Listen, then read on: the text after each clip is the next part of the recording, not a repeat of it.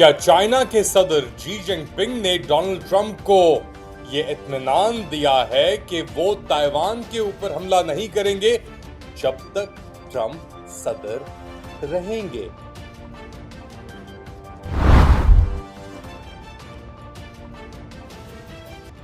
और क्या India China Trump को मद्देनजर देखते हुए क्या अनकरीब अपने ताल्लुकात के अंदर और पैमानगी और इजाफा करने जा रहे हैं?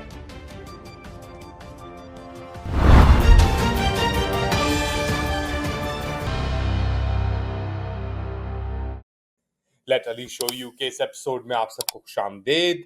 Do like, subscribe and share this content. Donald Trump का बहुत बड़ा इंकशाफ। अभी उनकी मुलाकात हुई व्लादिमीर पुतिन से अलास्का में। कोई मुआहिदा यूक्रेन पे नहीं हुआ, मगर वापसी में उन्होंने एक बहुत इंटरेस्टिंग कमेंट मारा है। पहले इस कमेंट को सुने और फिर आपको कॉन्टेक्स्ट बताता हूं। I'll tell you, you have a very similar thing with President Xi of China and Taiwan. But I don't believe there's any way it's going to happen as long as I'm here. We'll see. He told me I will never do it as long as you're president. That's President Xi told me that. And I said, well, I appreciate that. But he also said, but I am very patient. And China is very patient. I said, well, तो जब तक मैं ताकत में हूं, Xi Jinping ने कहा है कि वो ताइवान पे हमला नहीं करेगा। उसके बाद क्या होता है वो देखा जाएगा। डोनाल्ड ट्रंप ने अमरीकी फॉरेन पॉलिसी को एक और धचका दिया ये कमेंट्स करके। और कमेंट्स का कॉन्टेक्स्ट ये था कि उनकी भी मुलाकात हुई अपना व्लादिमीर पुतिन से, यूक्रेन डिस्कस हो रहा था। अब उन्होंने ताइवान को एक बार फिर मरकज में लाके खड़ा कर दिया है और कहा है, जो आपने सुना, कि जब तक वो इक्तदार में रहेंगे चाइना ताइवान के ऊपर हमला नहीं करेगा। साथ साथ ये भी कहा कि मुझ में बहुत सब्र है, मगर चाइना में भी बहुत ज्यादा सब्र है। अब ये वो क्या बात करना चाह रहे थे, किस कॉन्टेक्स्ट में करना चाह रहे थे? अमेरिकन फॉरेन पॉलिसी ताइवान को लेकर बेसिकली एक इंडिपेंडेंट मुमलिकत के तौर के ऊपर रिकग्नाइज करती है, मगर वन चाइना पॉलिसी के तहत रीयूनिफिकेशन की बातें भी होती हैं। चाइना ताइवान को अपना एक हिस्सा समझता है और ताइवान का हिस्सा भी था।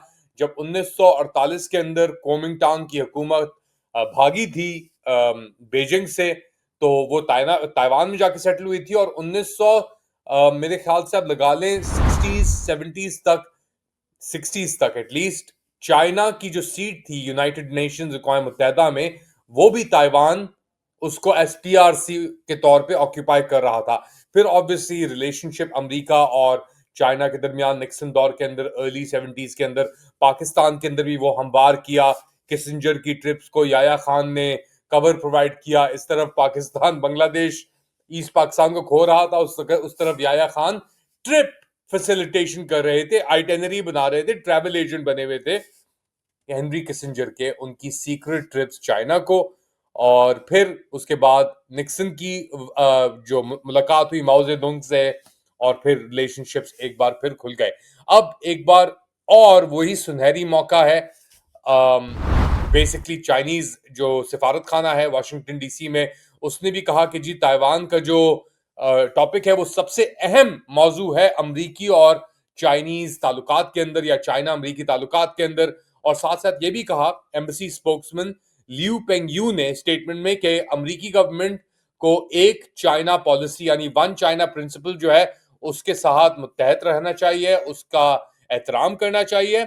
और तीन तीन अमरीकी चाइनीज जॉइंट कम्युनिकेज जो ताइवान रिलेटेड इश्यूज हैं उसके ऊपर भी गौर करना चाहिए। और यही चीज है जो बेसिकली ताल्लुकात को बेहतर कर सकती है, और जो जंग का समा एक तरीके से बना रहता है अगर ताइवान स्ट्रेट के ऊपर चाइना और ताइवान के दरमियान, उसको खत्म कर सकती है अगर अमेरिका चाइना की थोड़ी इज्जत करे। और अमेरिका और ट्रम्प चाइना की इज्जत उस तरीके से करते हैं कि टैरिफ्स की वॉर भी चल रही है, ट्रेड वॉर अपनी जगह पे एक मौजूद है। चाइना के ऊपर बड़े टैरिफ्स भी लगाए हैं, मगर चाइना क्योंकि इतना बड़ा बहीमत है वो मैनेज कर रहा है। यहां तक कि चाइनीज इकोनॉमी के अंदर एक स्लो डाउन हमने देखा है। मगर एक चाइना का एक वाइडर प्लान भी तो है ना। चाइना अमेरिका के अंदर जितने भी कंज्यूमर गुड्स हैं तकरीबन आप ले लें, एक up to 70% consumer goods America और दुनिया के अंदर चाइना फेंक रहा है। अमेरिका ने डाइवर्स्ट करने की कोशिश की चाइना से इंडिया की जानिब। फॉर एग्जाम्पल वहां पे फॉर एग्जाम्पल अब एप्पल फोन जो बन रहे हैं उसके अंदर से 1/3 एप्पल फोन दुनिया भर के अंदर या अमेरिका की तरफ जो जा रहे हैं वो इंडिया से जा रहे हैं। तो उन्होंने अपनी प्रोडक्शन शिफ्ट करने की कोशिश की, मगर ट्रंप के आने से जो टैरिफ्स लगे हैं तो उससे ऑब्वियसली लॉन्ग टर्म धचका पड़ेगा। और इंडिया को भी अब थोड़ा नजर आ गया यार कि ये अमेरिका की दोस्ती कुछ भारी पड़ सकती है हमें, तो हमें अपनी बेट्स को हेज करना पड़ेगा। और इंडिया अपनी हमेशा हेड्स बेच करता है, बेट्स को हेज करता है, यानी अपना एक बैकअप रखता है। तो एक तरफ क्वाड है, एक तरफ इंडिया अमेरिका माशी ताल्लुकात है, 80-81 अरब की, 100 अरब से ज्यादा की ट्रेड हो रही है दोनों ममालिक के दरमियान। दूसरी जानेब इंडिया जानता है कि अमेरिका किसी वक्त भी पलट सकता है, तो अब कोशिश ये कर रहा है इंडिया और चाइना के अपने ताल्लुकात को, जो इनके आउटस्टैंडिंग इश्यूज हैं उनको खत्म किया जाए। और इसी सिलसिले के अंदर चाइना के जो वजीर खारजा हैं वांग यी, वो अब ये जो हफ्ता आ रहा है इसके अंदर हिंदुस्तान पहुंच रहे हैं, जो दोनों के दरमियान बॉर्डर और टॉक्स हैं या बॉर्डर डिस्प्यूट्स हैं गलवान लद्दाख को लेकर, उसको रीसेटल करने के लिए। इसके साथ साथ मोदी की भी एक्सपेक्टेड है, नरेंद्र मोदी हिंदुस्तान के जो वजीर आजम हैं उनकी मुलाकात शी जिनपिंग से शांघाई कोऑपरेशन समिट के ऊपर वो भी होने वाली है चंद ही हफ्तों के अंदर। बेसिकली इस महीने के आखिर के अंदर जब हिंदुस्तानी वजीर आजम, प्रधानमंत्री जिन्हें कहते हैं नरेंद्र मोदी साहब, वो चाइना विजिट करेंगे और उनकी पहली विजिट होगी चाइना 7 साल के अंदर। और ये शांघाई कोऑपरेशन ऑर्गेनाइजेशन जो रीजनल सिक्योरिटी ब्लॉक है उसका हिस्सा भी है। पाकिस्तान की तरफ से भी ऑब्वियसली एससीओ का हिस्सा है पाकिस्तान, तो उसके अंदर भी देखना पड़ेगा किस तरीके से ये लोग एक दूसरे के साथ कोऑपरेट करते हैं। चाइना ने शिकस्त दी इंडिया को। ये जो पाकिस्तान इंडिया की झड़प हुई थी, 4 दिन की जो जंग थी मई के अंदर, उसके अंदर चाइनीज वेपन सिस्टम्स और हैकिंग और टेक्नोलॉजी ने इंडिया के वेपन सिस्टम जो फ्रेंच थे और दीगर उनसे बेसिकली उनको शिकस्त दी। मगर इंडिया का काउंटर आर्ग्यूमेंट ये है कि उसने पाकिस्तान के जहाज गिराए, हैंगर के अंदर भी तबाह किए, और अब इंडिया कह रहा है कि हम 2 और नए S-400 रशियन जो मिसाइल डिफेंस सिस्टम है वो खरीदने जा रहे हैं। इन्हीं सिस्टम्स के ऊपर टर्की के ऊपर अमेरिका ने सैंक्शंस लगाए थे, काटसा सैंक्शंस अगर आपको याद हो, क्योंकि टर्की ने खरीद तो लिए थे मगर उसके गले पड़ गया था, फिर वो खोले नहीं वो डब्बे। मगर इंडिया खुली ऑपरेट कर रहा है और इंडिया के ऊपर अब ट्रंप ने 50% जो टैरिफ इंपोज किए हुए हैं, ड्यूटीज इंपोज की हुई है, सबसे हाईएस्ट दुनिया भर के अंदर, उनमें ममालिक के अंदर इंडिया की शमूलियत है। तो इसके बाद अब इंडिया कह रहा है कि भाई थोड़ा सा इजी हो जाओ अमेरिका के साथ। अमेरिका के साथ तकरीबन 100 अरब की ट्रेड अगर है उसकी, तो इंडिया और चाइना के दरमियान 127.7 अरब डॉलर की ट्रेड है चाइना और हिंदुस्तान के दरमियान।